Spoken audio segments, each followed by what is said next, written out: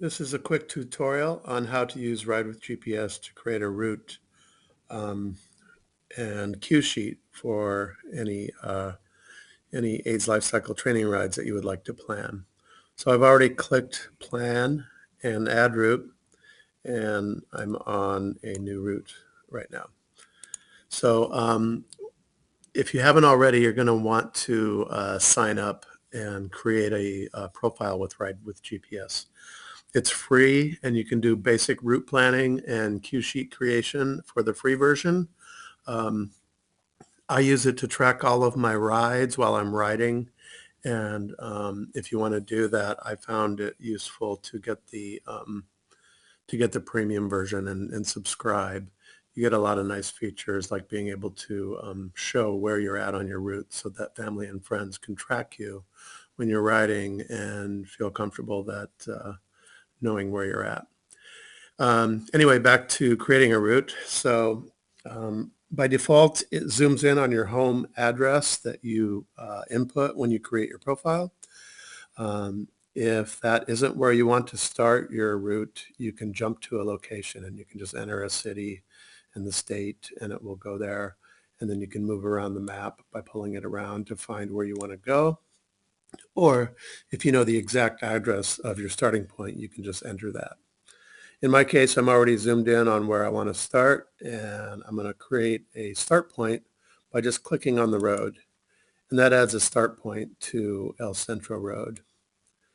Um, and then I'm going to click just a little ways past while I can still see and force it to follow El Centro Road, which turns into Bayou Way. And you can see that it's drawn a red line and it's follow the road. And I know that it's going where I want it to go. And the reason for doing that, if I were to go to my very first intersection where I have an actual turn that I would want to see on my route sheet, then sometimes it does some funkiness and tries to figure out where you're going. And it's better to put in your points a little closer together to have good control of the way that it maps out your route. It is going to follow the roads by default, and it's optimized for cycling right now. I'd like to point that out. So I'm going to pull this over to the intersection of Powerline Road and Bayou Way, which is, as we know, also El Centro. And so Bayou Way comes out here. And what I want to do is force my route to make a right-hand turn onto Powerline Road. So I'm going to click there and notice it drew my line out here and added a turn right onto Powerline under my cue sheet. So that's how you control your cue sheet turns, is by clicking just past the intersection in the direction that you want to go. And then it will correctly build your cue sheet so that you don't have to go back and make edits. I could click in much shorter spaces, but it would add a lot of clutter to the cue sheet that you don't need. So try to only click at an actual intersection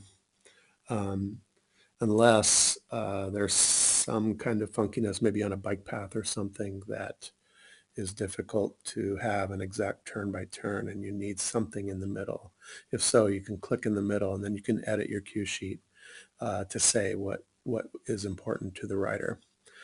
In our case, I'm going to go ahead and make a right turn onto West Elkhorn Boulevard and a left turn onto Metro Air Parkway. And I'm going to zoom out a little bit and I'm going to pull this down. And Metro Air Parkway intersects with Alberta Road. I'm going to zoom back in. I'm going to turn left on Alberta. And I'm going to pull over and I'm going to turn left on Garden Highway. And because I've done this a few times, I know that for whatever reason, this program tries to take me all the way back around the back way and reverse the route when I click along Garden Highway. So I'm going to go ahead and have some shorter clicks in the middle here to keep it on track with Garden Highway. And I'm going to do one more. So now it kind of knows that I'm really on Garden Highway, and it shouldn't try to reverse now, because what I'd like to do is turn left off of Garden Highway and back to Powerline Road. So I'm going to click here to make a left turn, and it's done that, so we're good. And then I want to turn right onto Del Paso Road,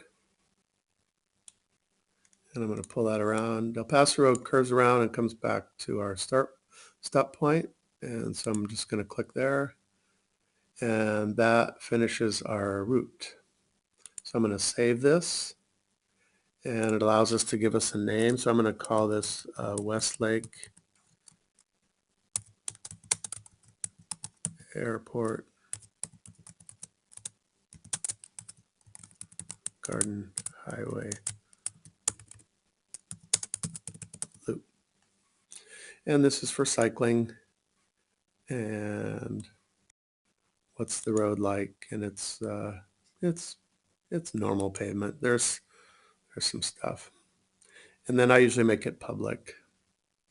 And then I'm going to click save. So now that I've saved the route, I'm done editing, and I don't really need, I know my cue sheet is accurate because I clicked where I needed to click, and I don't really need to add any extra bits into my cue sheet. So now if I go back to routes,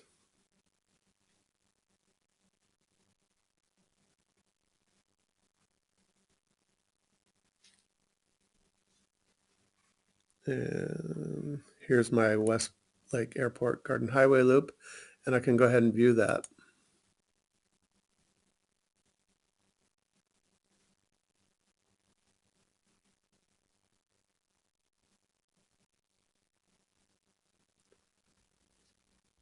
Notice because I'm viewing the route, I don't have the option to edit it. I could do that from the previous screen I was just on. Instead of clicking view, I would click edit.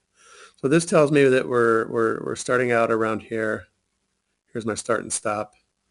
By looking at my mile markers, I can tell which direction the route is going, which direction we're riding. And I've got my cue sheet. And then if I want to print the map and cue sheet as a PDF, what happens when I click this is it's going to allow you to create a two-page or depending on how many turns you have on your cue sheet. And you can adjust things like the font and the number of columns. But ideally, you would have a two-sided document. One side will have the map, and the other side will have your cue sheet. And if you get into more than 2 pages, then it gets a little cumbersome for your riders. But if it's a really long ride with a lot of turns, that'll just have to be the way it is. So that's everything you need to know about creating a route and saving it, and then using the route and printing it out for your riders. Hope you enjoy this.